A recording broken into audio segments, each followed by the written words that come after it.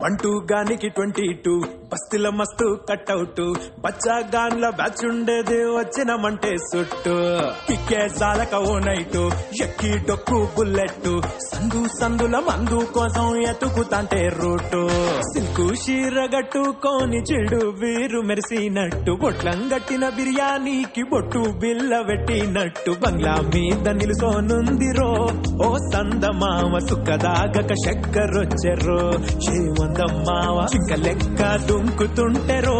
ఆ సందమావ చుంకి జారి సిక్కుకుందిరో నాడిల్లు కుమావ